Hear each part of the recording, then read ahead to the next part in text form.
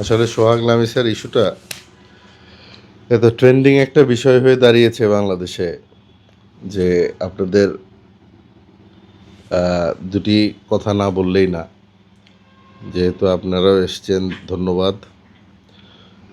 এই মামলাটি আমি ফর্মালি রিসিভ করা হয় নাই। নর্মাল যেভাবে মামলা আমরা লয়াররা ফর্মালি রিসিভ করি, ফর্মালি রিসিভ করা হয় নাই। তো এই একদিন আমি ওই ফেসবুকেই লামিসার এই জিনিসটা আমার নজরে আসে। তো নজরে আসার পরে আমি ফেসবুকে যে দিয়েছিলেন টাঙ্গাইলের এক সাংবাদিক ভাই, আলমগীর ভাই, উনি দেওয়ার পরে ওনার সাথে আমি পার্সোনালি একটু কথা বলি আর বলি যে আচ্ছা আমি আইনি সহায়তা দিতে চাই এই মেয়েটার হাজব্যান্ডকে। মানে সোহাগ যেহেতু একটু অসচ্ছল পরিবার থেকে এসছে, তো আমি এই জিনিসটা একটু সোহাগকে হেল্প করতে চাচ্ছি। আমি জামিনের ব্যাপারে ওকে হেল্প করে দেখি ওকে বের করতে পারি কিনা। তারপরে আলমগীর ভাই যোগাযোগ করলেন, ওই লামিসা ওই মেয়েটাও যোগাযোগ করলেন। তো ওরা যোগাযোগ করার পরে আমি কেসটা একটু দেখা শুরু করি। ওরা কাগজ টাগজ নিয়ে আসলো, তো আমি ব্রিফ দেখলাম। দেখে আমি ওদেরকে বললাম যে আমি টাঙ্গাইল কোর্টে একদিন হিয়ারিং করব। টাঙ্গাইল ট্রাইব্যুনালে হিয়ারিং করার পরে যদি টাঙ্গাইল ট্রাইব্যুনাল জাজ যদি না দেন, তো আমি ইনশাল্লাহ হাইকোর্ট থেকে চেষ্টা করে কাজটা করে দিব ফ্রি অফ কস্ট। তো যেহেতু সোহাগের বাবা মাও এসেছিলেন, তো বাবা মা খুব একটা ভালো ফিনান্সিয়াল স্টেটে আমার মনে হয় নাই দেখে।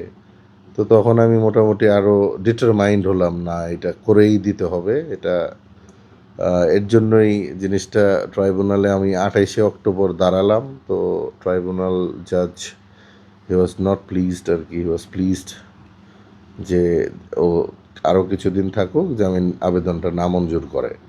তো জামিন আবেদন নামঞ্জুর করার পরে তাৎক্ষণিকভাবে আমরা সার্টিফাইড কপি উঠিয়ে এটা হাইকোর্টে ওই অর্ডারের এগেনস্টে অ্যাপিল ফাইল করি।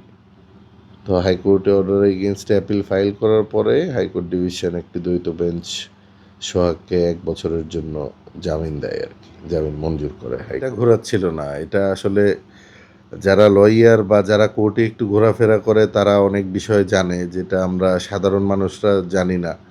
তো হাইকোর্টে জামিন হওয়ার পরে একটা প্রসিজিওর আছে, প্রসিজিওরটা মেনটেন করেই হাইকোর্ট থেকে একটি কাগজ যে কনসার্ন ডিস্ট্রিক্ট আছে ওই ডিস্ট্রিক্টে যায়।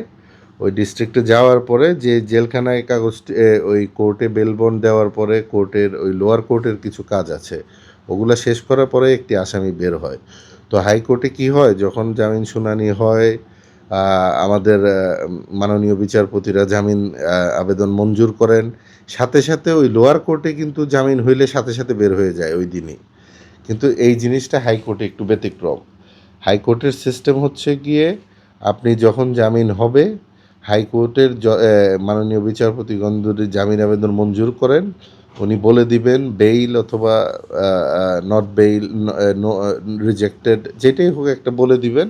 যদি বেইল বলে দেন তো নর্মালি 3 দিন 4 দিন একটি পুরা প্রসেসটা কমপ্লিট করতে লেগে যায়। যেহেতু জজ সাহেবের ব্যাপার আছে, অনেক ফাইল থাকে, আমাদের জাস্টিস সাহেবরা ব্যস্ত থাকেন, কোর্ট মেনটেন করেন, আবার এই সাইন করতে হয় বেইল অর্ডারে। ওই সাইন করে পুরো প্রসেসটা করে আবার এটা জিপির মাধ্যমে তো আরেকটি জেলায় পৌঁছায়। আবার মাঝখানে সোহাগের বেলায় যেটা হলো, শুক্র শনিবার পড়ে গিয়েছিল। তো ওর জামিন হয়েছে মনে হয় মঙ্গলবার, গত মঙ্গলবার।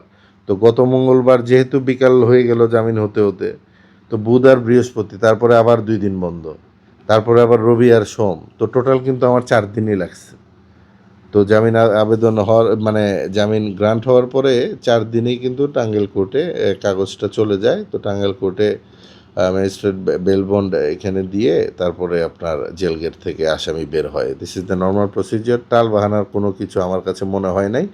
যেটা নর্মাল প্রসিজিওরে হয়েছে। ইনফ্যাক্ট যেহেতু এটা একটা ট্রেন্ডিং ঘটনা, আমরা পার্সোনালি আরও চেষ্টা করেছি, আমি বলেন, আমার জুনিয়র বলেন, ক্লার্করা বলেন, ওরা they have tried to convince পেশকার যারা কোর্টে থাকেন বিওদেরকে যে স্যার এটা প্লিজ করে দেন, বা আমরাও যে বলছি যে আচ্ছা bench officer please do it, এটা করে দেন, একটু স্পেশালি করে দেন, যেহেতু এই মামলাটা নিয়ে এত কথা হচ্ছে। তো এর জন্য এই 3-4 দিনের ভিতরেই তো সোহাগ বের হয়ে গেছে এবং আলহামদুলিল্লাহ হি ইজ আউট।